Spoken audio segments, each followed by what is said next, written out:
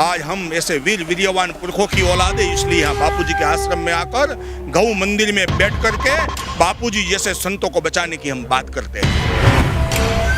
आपको हिंगलान शक्तिपीठ की दर्शन करने की इच्छा हो रही है, आप जा पाओगे?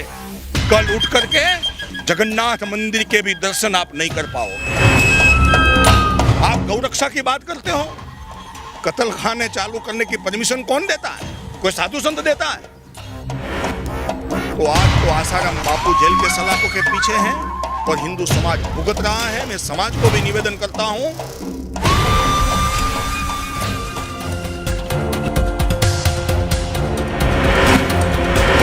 जब बापूजी का अरेस्ट वारंट निकला और बापूजी को पुलिस ने अरेस्ट किया, तब मैं जोधपुर पहुंचने वाला पहला व्यक्ति था हिंदू संगठनों में से। मैं 2 दिन जोधपुर में रुका था। वहाँ के जो पुलिस अधिकारी से उसको भी मैं मिला था। मैंने जो केस दर्ज करने वाली, झूठे आरोप लगाने वाली उस लड़की का बयान भी मैंने पढ़ा था। अगर कोई वो बयान पढ़ेगा तो कहीं पर भी उस बयान से लगता है कि बापूजी ने कोई गुनाह नहीं किया है। श्रद्धा से दूर जाकर देखो, मैं नहीं कहता हूं कि श्रद्धा से देखो, लेकिन प्रैक्टिकल सच्चाई क्या है वो भी गौर से देखोगे तो बापूजी इस केस में न एक भी सबूत है, न कोई मेडिकल है, न कुछ बापूजी के खिलाफ है। फिर भी बापूजी को जेल में रखा जाता है। इमाम बुखारी कहता है कि मेरे पास हथियार है।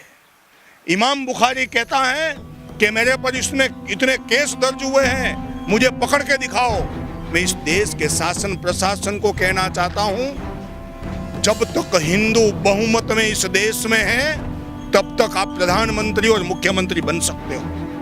जब धर्मांतरित हो गया हिंदू, कश्मीर घाटी में सरपंच बन के दिखाओ। आप सरपंच भी नहीं बन सकते हो।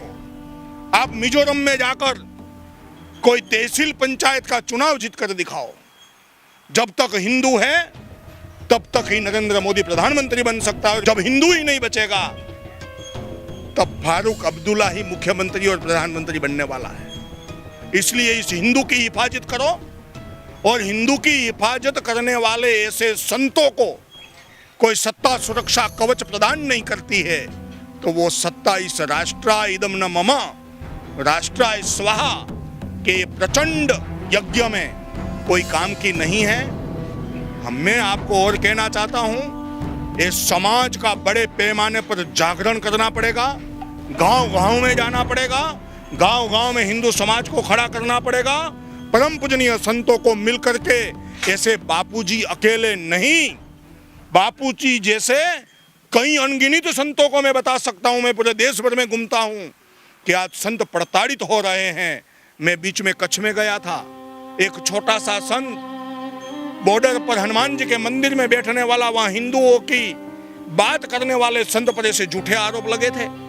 ऐसे कई जगह पर आज संत प्रताड़ित होता है। संत प्रताड़ित नहीं होता है, वो सनातन प्रताड़ित होता है। अगर सनातन परंपरा नहीं बची तो हिंदू बचने वाला नहीं है। सनातन परंपरा क्या है? इसी सनातन परंपरा ने समर्थ गुरु रामदास को जन्म दिया था और समर्थ गुरु रामदास ने छत्रपति शिवाजी को तैयार किया था। यही सनातन परंपरा ने प्राणनाथ जी को जन्म दिया था और प्राणनाथ जी ने वीर छत्रसाल को खड़ा कर दिया था। और यही परंपरा में बापूजी है, सनातन परंपरा के वाहक है। और आश्रम में एक भी गैर कानूनन गतिविधियां नहीं होती है। वो मैं यहाँ गत 2009 से लगातार आ रहा हूं और मैं देश भर के आश्रमों में जाता हूं धर्मांतरण रोकने के लिए।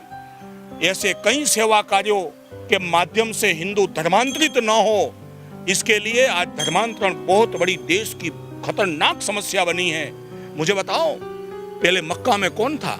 आज से 2000 साल पहले हिंदू रहा करता था। इंग्लैंड में हिंदू रहा करता था, ऑस्ट्रेलिया में हिंदू रहा करता था, अफ्रीका में हिंदू रहा करता था, वेकिटन में हिंदू रहा करता था। हम पूरी देश और दुनिया से उखड़ गए और शेष भारत में भी आज हम 100 करोड़ होने के बाद भी प्रताड़ित हो रहे हैं। उसका एक ही कारण है, 712 में 636 में पहला युद्ध इस्लाम ने भारत पर किया। 712 तक इस देश के राजा लड़े घुसने नहीं दिया मुसलमानों को।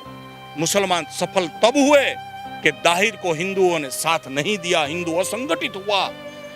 एक बार 712 में गुलामी की जंजीर इस देश में प्रवेश कर गई और दूसरी बार भी मैं वही समय देख रहा हूं। संतों को भी मैं आपके माध्यम से आगाह करना चाहता हूं, नम्र निवेदन करना चाहता हूं, चरण स्पर्श करके, ये आसाराम बापू अकेले का प्रश्न नहीं है, सभी साधु संतों का प्रश्न है। सनातन धरोहर पर संप्रदाय से उठकर धर्म के नाम पर एक मंच पर संत आए और संत एक ही आवाज के साथ आवाज बुलंद करे। कोई एक जगह पर संत प्रताड़ित होता है तो हम भूचाल मचा देंगे, और ऐसे करोड़ों हिंदू धर्म योद्धा परम पूजनीय संतों के माध्यम से खड़े हो जाएंगे। इसलिए मैं स्पष्ट मानता हूं, बापूजी निर्दोष है। बापूजी के जेल में रहने से बापूजी पर कोई फर्क नहीं पड़ने वाला है। देश की वर्तमान समस्याओं पर आप गौर से देखोगे, डांग में जाइए, वलसाड़ में जाइए, मैं और राज्य की बात नहीं कर रहा हूं, गुजरात को हिंदुत्व की लेबोरेटरी है ना। आप अहमदाबाद के जुआपुरा में जाइए। मैं शासन प्रशासन को कहना चाहता हूं, जुआपुरा में जाकर एक आरोपी की धरपकड़ करके दिखलाइए। दरियापुर में जाकर एक देश विरोधी विधर्मी की धरपकड़ करके दिखलाइए। आए दिन हिंदू बहन बेटियों को उठाकर 2-2 दिनार में बेचने का काम होता है। गौ हत्या के लिए कोई जिम्मेदार है तो हमारे शासन की बनाई हुई रीति नीति जिम्मेदार है। आप गौ रक्षा की बात करते हो, कत्ल खाने चालू करने की परमिशन कौन देता है? कोई साधु संत देता है? गौआ कटती है तो आप गौ मांस निर्यात के लिए सर्टिफिकेट देते हो। सबसे ज्यादा गौ मांस भारत ने बेचा, ऐसा आपको सर्टिफिकेट चाहिए। देश की रीति नीति को बचाना है तो पहले हिंदू रीति नीति को ठीक करिए, हिंदू की भावना को समझिए।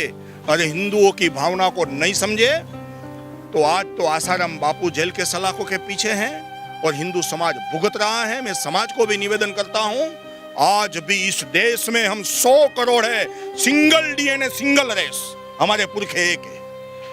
आप अमेरिका इंग्लैंड का अभ्यास कर लीजिए, एक सिंगल डीएनए सिंगल रेस का कोई नहीं है। हम सबका पुरखा सप्त ऋषि में जाकर समाहित हो जाता है। इसलिए हम शिव शक्ति के संतान हैं, हम राम सीता के संतान हैं, हम भगवान कृष्ण के संतान हैं। संत समाज में और हिंदू समाज में बड़े पैमाने पर जागरण करके आने वाले समय में पूरे देश के लाखों गांवों में भूचाल मचा देंगे, क्योंकि बापूजी का स्वप्न था भारत विश्व गुरु बने और भारत को विश्व गुरु बनाकर ही रहेंगे।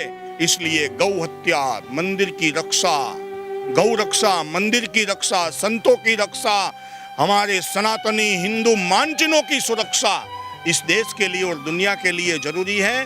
मैं अंत में इतना ही बताऊंगा, ये लड़ाई लड़ने हम निकले हैं।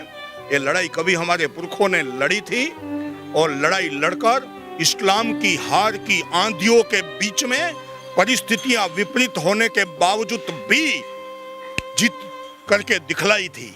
उन्हीं के हम संतान हैं। अगर हम निर्वीर्य नपुंसक होते तो हमारा धर्म छोड़कर हमारे पुरखे चले गए होते और दाढ़ी टोपी वाले बन गए होते या क्रॉस धारण करके कोई चर्च में जाकर प्रेयर करते होंगे।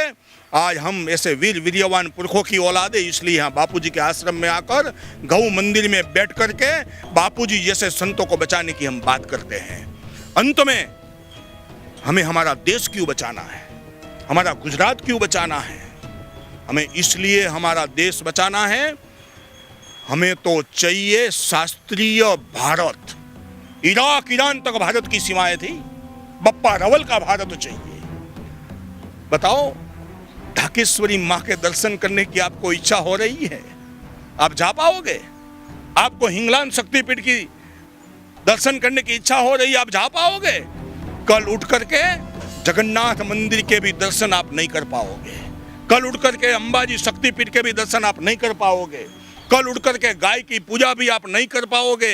इसलिए हमें विश्व कल्याण की बात हमारे ऋषियों और ऋषिकाओं की धरोहर ने सनातन के प्लेटफॉर्म पर की थी, वही बात करके हमें तो संपूर्ण विश्व को व्यापार का केंद्र नहीं अपितु परिवार की तरह देखना है। संपूर्ण परिवार में वासुदेव कुटुंबकम का शंख हमारे पुरखों ने फूंका था। और कुणवंतो विश्वम आर्यम की कामना की थी, वही कामना लेकर फिर से निकलेंगे। घर परिवार छोड़कर निकले हैं, कोई सत्ता भोगने के लिए नहीं निकले हैं। हमें तो समर्थ हिंदू चाहिए, सच्चा हिंदू चाहिए, पक्का हिंदू चाहिए। हमें तो वैभवशाली राष्ट्र चाहिए। हम दिन 4 रहे ना रहे, माँ तेरा वैभव अमर रहे। और माँ का वैभव अमर करने के लिए संत समाज को बचाना अति आवश्यक है। संतों को जेल के सलाखों के पीछे नहीं, समाज के बीच में रखने की आवश्यकता है। तब जाकर समाज में कैसा शिवा बनाना, कैसा राणा बनाना, कैसा छत्रसाल बनाना, कैसा कृष्णदेव राय बनाना, कैसा लाचित बरपुकार बनाना, वो संभव हो पाएगा। इसलिए सदैव हम तो बापूजी के साथ हैं और साथ बने रहेंगे। नया इतिहास इस देश के लिए मैं देख रहा हूँ, बड़ी क्रांति देख रहा हूँ।